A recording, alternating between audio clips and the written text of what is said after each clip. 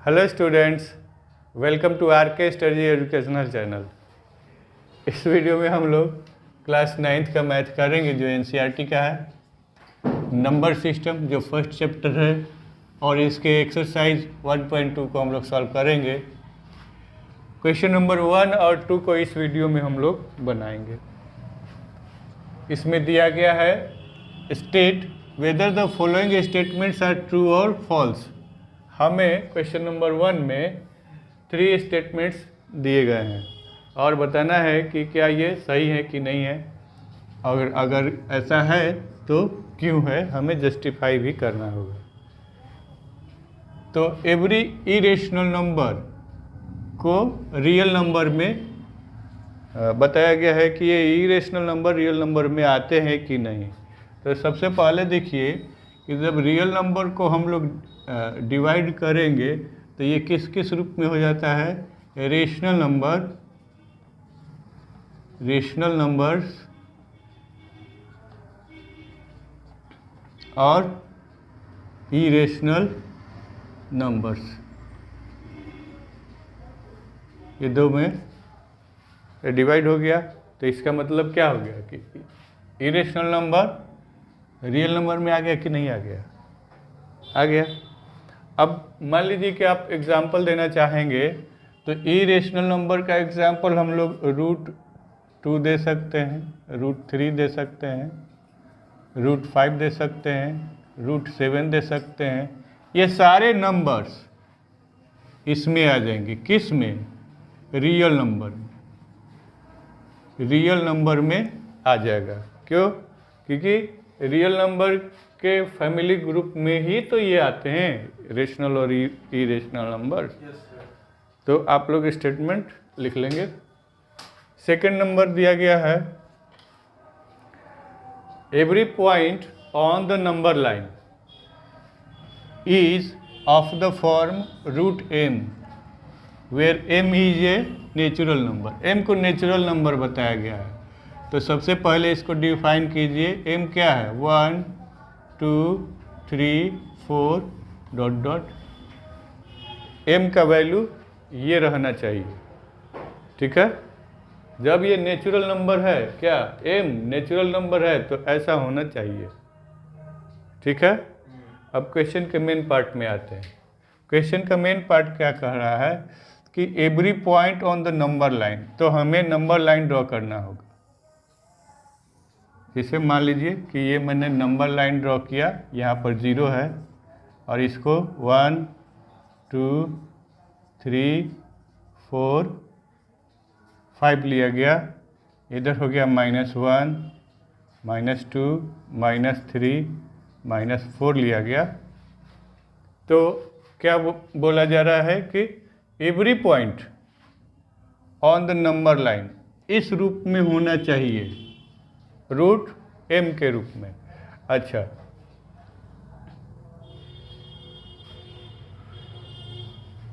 अब मान लीजिए कि हमने ये पॉइंट लिया, ये और ये 2 और 3। अच्छे से समझिए। जैसे मैंने इसको 2 और 3 को यहाँ पर ड्रॉ कर लिया। पहले 2 लिख लिया और 3 लिख लिया। 2 और 3 को तो हम लोग √m में लिख सकते हैं, 2 और √3 ऐसे लिख सकते हैं। यही बोला गया है। ठीक है, यही बोला गया है ना। अब हर एक पॉइंट, जैसे ये जो पॉइंट दिख रहे हैं, इसको हम लोग इस रूप में लिख सकते हैं। हाँ भैया, लिख दिए। तो क्या जो m जो है अंदर में, ये वाला जो है, ये m का वैल्यू हो गया। तो m का वैल्यू क्या हो गया? 2 हो गया। और यहाँ m का वैल्यू क्या हो गया? तो क्या m यहाँ जो वैल्यू दे रहा है वो नेचुरल नंबर में है? सर। क्यों नहीं है? बिल्कुल है। m क्या है? नेचुरल नंबर है। अब मान लीजिए कि एवरी पॉइंट की बात जब की जा रही है तो हम इसके बीच में एक पॉइंट दे देते हैं। ये भी तो हो सकता है कोई पॉइंट, ये भी तो कोई पॉइंट हो सकता है, ये भी तो हो सकता है। बात समझ में आ रहा है? अब इसको इसीलिए बड़ा किया मैंने कि मान लीजिए कि यहाँ पर कर दिया गया तो ये 2.5 हो गया, यहाँ पर किया गया 1 2 3 4, ये 2.2 हो गया ना। इधर करेंगे तो इसको 2.7 ले लिया गया। अब इसको हम करते हैं 2.2 को ऐसे, एवरी पॉइंट में ये भी आएगा ना, बोलिए, एवरी पॉइंट में ये भी आ गया। अब इसको हम लोग रूट में कर दिए। अब ये रूट का वैल्यू क्या बोल रहा है कि यही तो m है, तो रूट में इसमें क्या है 2.2 है, तो m क्या है 2.2। तो ये बताइए कि ये नेचुरल नंबर है? नहीं है। समझा सकता है ना किसी को? इतनी समझ आ गई?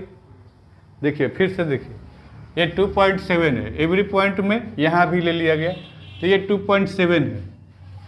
तो 2.7 को हम लोग ऐसे लिख देते हैं, रूट में हम लोग लिखते हैं, एवरी लाइन क्या है on the every point on the number line, ऐसे है, तो हम लोग ऐसे लिख दिए।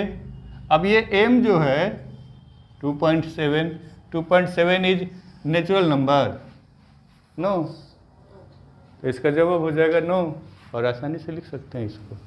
मतलब यही क्यों हम लोग यहाँ भी ले सकते हैं, 5.5 लीजिए ना, तो 5.5 क्या नेचुरल नंबर है? नहीं है, कहीं से भी ले लेंगे, यहीं से लीजिए, ये लीजिए, ये मान लीजिए कि इसके और इसके बीच में क्या है, एक हिस्सा इसका 0.1 हो गया, तो 0.1 भी हमारा नेचुरल नंबर नहीं है। माइनस में भी नहीं होगा, क्योंकि माइनस में इधर से लेंगे तो ये तो माइनस का बात आ गया, तो उधर तो नेचुरल नंबर में जाइए नहीं करेगा।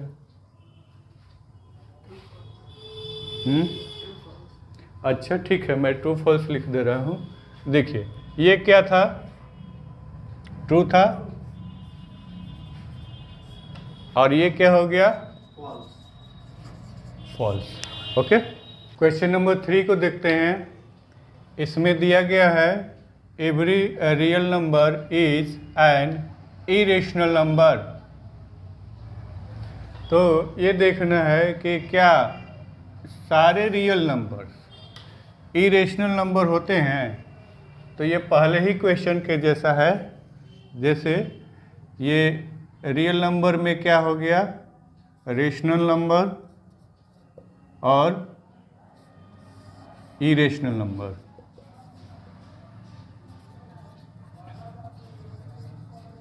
तो इरेशनल नंबर का तो ये बात कर लिया, लेकिन इसकी बात नहीं हुई है, तो इसलिए कहा जा सकता है कि सारे रियल नंबर जो हैं वो इरेशनल नंबर नहीं हो सकते। समझ में आ गया?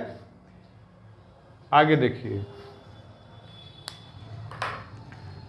सेकंड नंबर क्वेश्चन में दिया गया है are the square roots of all positive integers irrational. Question को 3 टर्म में तोड़ के देखिए, क्या बोला जा रहा है कि स्क्वायर रूट लेना है किसका, सारे पॉजिटिव इंटीजर का, तो क्या वो इरेशनल नंबर आएगा? और अगर ऐसा नहीं है तो आपको एक एग्जाम्पल देना है, ऐसे स्क्वायर रूट का जो कि रेशनल नंबर हो रहा है, मतलब वो इरेशनल नंबर नहीं होगा। तो समझते हैं, यहाँ क्या दिया है, ऑल पॉजिटिव इंटीजर्स। तो पॉजिटिव इंटीजर्स क्या हो गए, इंटीजर्स को जब हम लोग लेते हैं तो उसमें नेगेटिव और पॉजिटिव दोनों होते हैं। तो ये पॉजिटिव इंटीजर्स में आप 1 लिखिए, 2 लिखिए, 3 4 5 6 7 8 9, ये सब लिख सकते हैं। चलिए अब इसका स्क्वायर रूट करते हैं। तो √1 का स्क्वायर रूट करेंगे तो क्या होगा 1, √2 का करेंगे तो क्या होगा 1.414, ये आगे भी जाएगा। तो इस तरह से ये इसको यहीं तक छोड़ देते हैं, जैसे √2 है तो √2 क्या हो जाएगा, इरेशनल नंबर हो जाएगा। और चूँकि ये स्क्वायर रूट निकालना है तो ये 3 को लेंगे तो क्या हो जाएगा, √3, तो ये क्या हो जाएगा, इरेशनल नंबर हो जाएगा। लेकिन जैसे ही 4 की बारी आएगी तो √4 कीजिएगा तो ये 2 हो जाएगा। तो 2 क्या है, 2 नेचुरल नंबर है, और नेचुरल नंबर है तो नेचुरल नंबर को हम लोग रेशनल नंबर के रूप में लिख सकते हैं। 2 जो है रेशनल नंबर हो जाएगा। क्यों हो जाएगा भाई, तो 2/1 हम लोग लिख सकते हैं। और रेशनल नंबर का कंडीशन ये फॉलो कर रहा है क्या, कि ये p/q के रूप में है और q जो है हमारा 0 के इक्वल नहीं है, तो इस कंडीशन को फॉलो कर रहा है।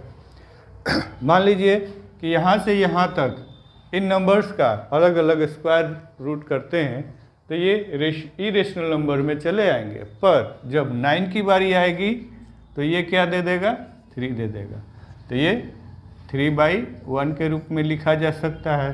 तो ये भी इस क्राइटेरिया को फुलफिल कर रहा है। तो आप बहुत सारे एग्जांपल्स लिख सकते हैं, जैसे 16 है, 25 है, ये सारे एग्जांपल्स लिख सकते हैं। तो एक ही नहीं, कई सारे एग्जांपल इसके हो जाएंगे। तो मुझे उम्मीद है कि क्वेश्चन समझ में आ गया होगा। वीडियो को लाइक कर दें, चैनल को सब्सक्राइब कर लें। इस वीडियो में हम लोग क्लास 9th का क्वेश्चन करेंगे जो NCERT का है, नंबर सिस्टम का क्वेश्चन है। क्वेश्चन नंबर 3 बनाएंगे जो एक्सरसाइज 1.2 का है। इसमें दिया गया है show how √5 can be represented on the number line. Number line पर √5 को कैसे रिप्रेजेंट कर सकते हैं ये बताना है। तो आपको क्या करना है, ध्यान से देखिए। इसके मैं 2 मेथड बताऊंगा। मेथड 1,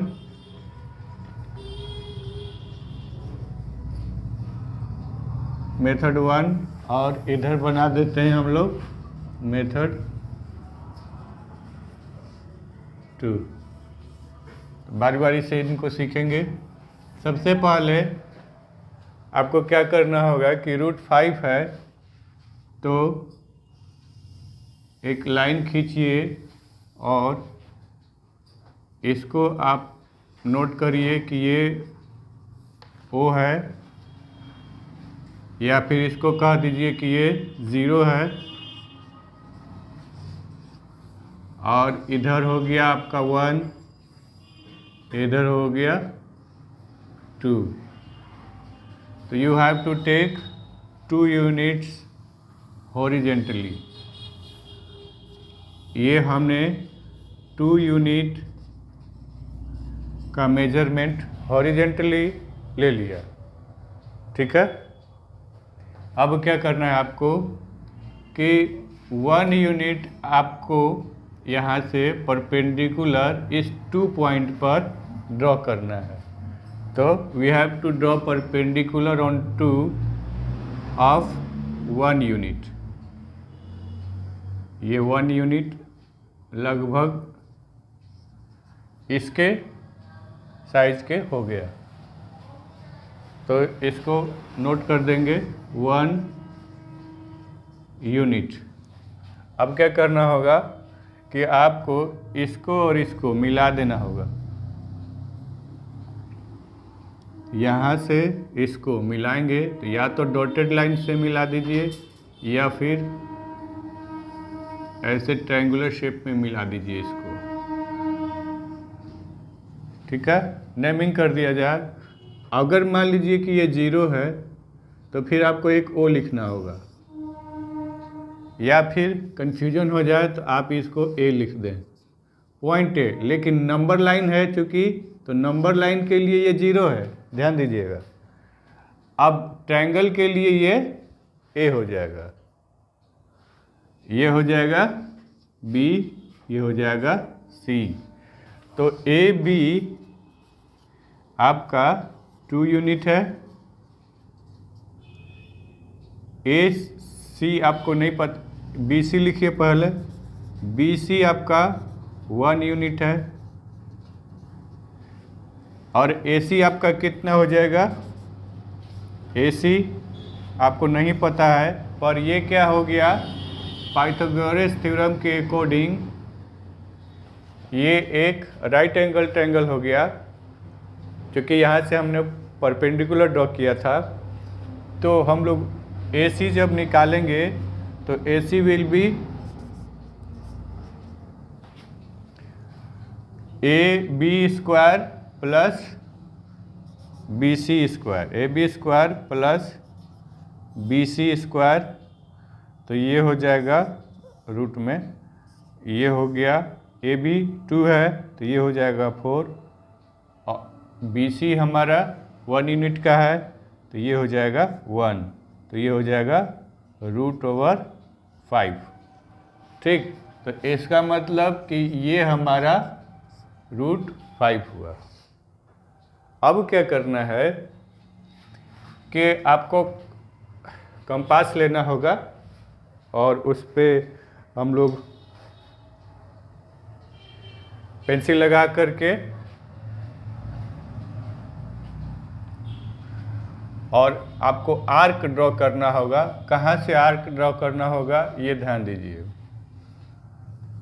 ये वाला √5 है, ठीक है, तो ये जो है यहाँ से इस पर ऐसे गिराया जाएगा, ये वाला गिराया जाएगा। कैसे गिराया जाएगा, किसको गिराया जाएगा? आप आर्क यहाँ से ये वाला पूरा लेंगे क्योंकि ये वाला √5 है, ये वाला नहीं लिया जाएगा। बात समझ में आ रही है? ये वाला नहीं लेंगे, यहाँ से लेंगे तो ये पूरा ऐसे, अगर यहाँ से ले लिया गया तो क्या होगा, आपने 1 यूनिट का लिया है तो 1 यूनिट का लिए तो इधर से गिरेगा तो यही साइज निकलेगा, मतलब यहाँ पर 1 यूनिट हो जाएगा। 1 यूनिट का आर्क लेके इधर ड्रॉ करेंगे तो 1 ही यूनिट न हो जाएगा। तो इस तरह से ये कुल मिला के 2 और ये 1 3 यूनिट हो गया। तो √5 कहाँ आया? √5 तो हुआ नहीं, √5 तो 2 और 3 के बीच में लाई करेगा। तो इस तरह से हम लोग ये वाला कंपास से लेंगे। पॉइंटर आपको यहाँ पर रखना होगा, पॉइंटर आप कंपास का यहाँ रखेंगे, पेंसिल यहाँ रखेंगे और तब ये पूरा लेके आपको इस तरह से नीचे गिराना होगा।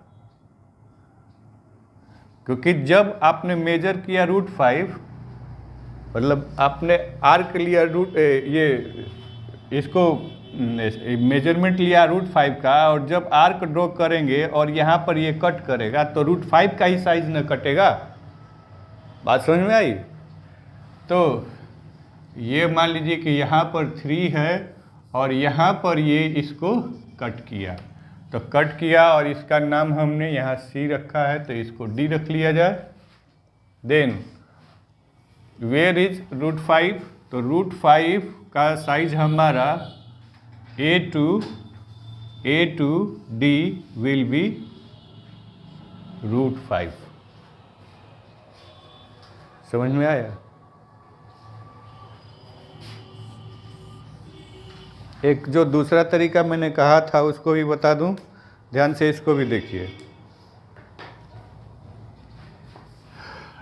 यहाँ पर हमने 2 यूनिट का लिया था बेस और 1 यूनिट आपने परपेंडिकुलर ड्रॉ किया था, तो हम लोग बुक में 1 यूनिट का लेकर के बताया गया।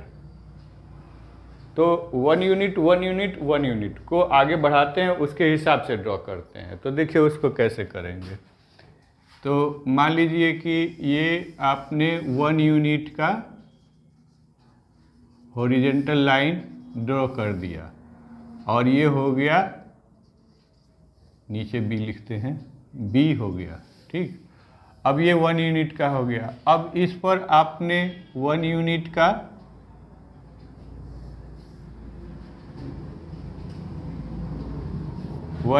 का ही साइज थोड़ा छोटा रखें, 1 यूनिट का ही आपने परपेंडिकुलर ड्रॉ कर दिया, ठीक। अब क्या करेंगे, इसको मिलाइए, इसको यहाँ से मिलाएंगे।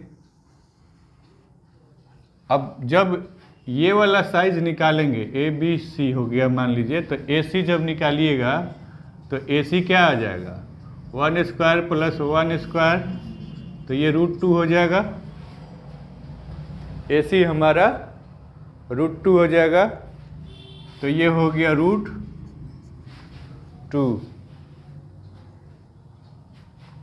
अब आपको क्या करना है कि ये वाली लाइन को हॉरिजॉन्टल लाइन ये वाली लाइन को बेस लाइन समझते हुए आपको यहाँ पर फिर से एक परपेंडिकुलर ड्रॉ करना होगा। कितने का, ये थोड़ा सा ऊपर जाएगा ऐसे, कितने साइज का, 1 यूनिट का, ठीक है। 1 यूनिट का हुआ तो ये ऐसे आएगा। अब आपको क्या कंसीडर करना है कि मान लीजिए कि ये डी हो गया, तो आपको फिर अब ए डी निकालना होगा। तो ए डी क्या हो गया, √2 का स्क्वायर प्लस 1 का स्क्वायर, समझ रहे हैं। ये वाला बेस हो गया और ये वाला इसका परपेंडिकुलर है, तो हाइट हो गया। परपेंडिकुलर है तो इसका स्क्वायर कर दिया गया और बेस का स्क्वायर कर दिया गया, हमारा हाइपोटेनियस ये वाला निकल जाएगा। तो अब ये √2 है, तो इसका स्क्वायर करेंगे तो ये 2 हो जाएगा प्लस 1, तो ये क्या दिया, √3 दिया। तो बारी एकदम धीरे धीरे जा रहा है। देखिए, इसको अगर हम लोग लिखना चाहें तो ये √1 है कि नहीं। √1 का मतलब तो 1 ही होगा। √1, √2, √3, चेन सिस्टम से जा रहा है, √3। तो अगला करेंगे तो ये वाला ऐसे आएगा। ये 1 यूनिट का फिर आपने ड्रॉ किया और ये ऐसे आएगा।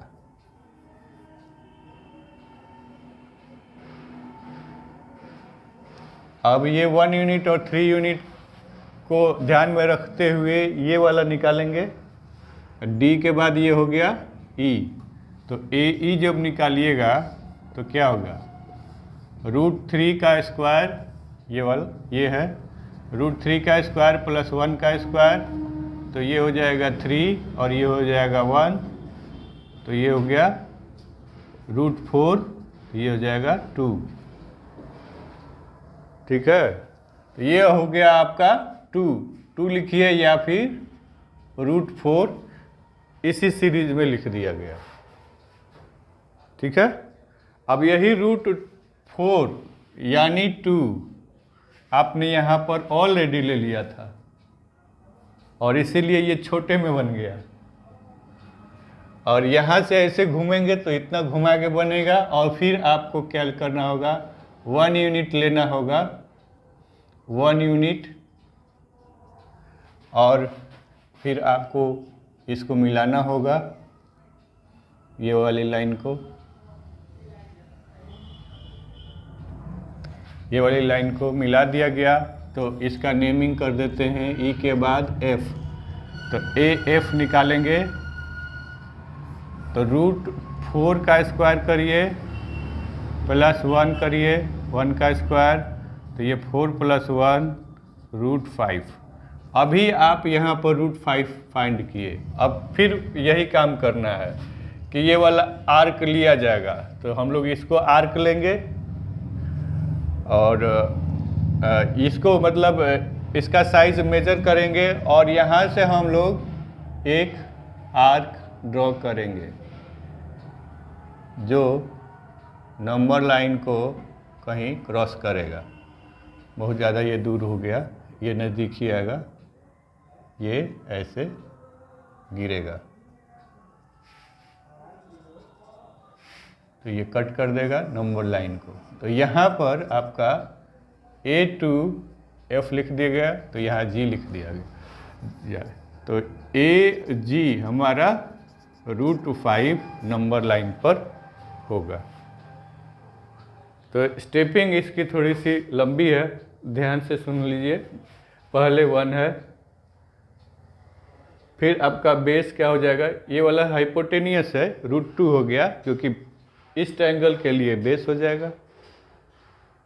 तो √2 के आधार पर इसको निकाला जाएगा, तो ये √3 हो जाएगा हाइपोटेनियस, और ये हाइपोटेनियस इस ट्रायंगल के लिए बेस हो जाएगा।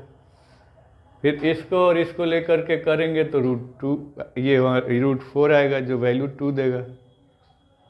अब जब ये बेस हुआ तो इसका स्क्वायर और इसका स्क्वायर करेंगे तो √5 आया। अब जाके आप सही जगह पर पहुँचे हैं। अब इसको, इस साइज को मेजर करके इधर से आर्क ड्रॉ कर देंगे, जो इस हॉरिजॉन्टल लाइन को जहाँ पे क्रॉस करेगी, तो आपके कंपास के पॉइंटर से कहीं कहीं ऐसे यहाँ पर लिख देगा √5, बुक में यहाँ पर लिख देगा √5, तो कन्फ्यूजन हो जाता है क्या कि क्या BG ही √5 है, यही वाला साइज √5 है? तो ऐसा नहीं है, यहाँ से लेके यहाँ तक √5 है। समझ में आया? ये वाला शेप जो लेते हैं तो यहाँ से लेके यहाँ तक √5 है। और बुक में आप ध्यान से देखिएगा, बुक में यहीं पर लिख देगा √5। लो, तो यहीं पर √5 का मतलब क्या हुआ कि ये यहाँ से यहाँ तक है। इतना दिमाग में बात रखना है। चलिए, आपके एक एग्जाम्पल में लिखा गया है, छोटा सा नंबर लिखा गया है, √2 को आसानी से बना लेंगे। √2 तो देखिए ना 1 ही स्टेप में आ गया है, ठीक है। तो √2 जो है, √2 के लिए क्या कीजिएगा, आपके एग्जाम्पल में दिया गया है, तो ये 1 यूनिट ले लिया गया, ये 1 यूनिट ले लिया गया। ये नंबर लाइन है, थोड़ा सा बड़ा कर देंगे क्योंकि लाई करेगा इसी पर ना आर्क। अब ये दोनों ले लिया गया, तो इसको हम लोग इधर से मिला देंगे।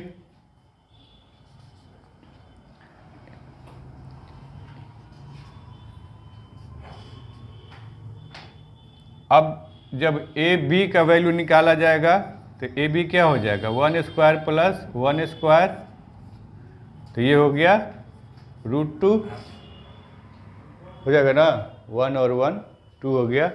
तो ये दे दिया √2। आपको यही तो निकालना है। जैसे ये आया तो इसका मतलब क्या है कि इसको मेजर करिए, आर्क ड्रॉ कर दीजिए, इसको मेजर करेंगे, आर्क ड्रॉ करेंगे, तो फिर ये क्या हो जाएगा, यहाँ से यहाँ तक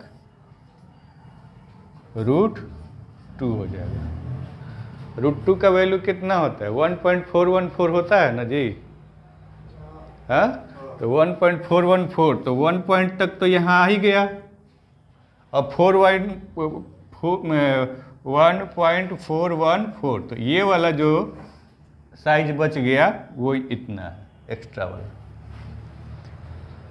ठीक है। समझ में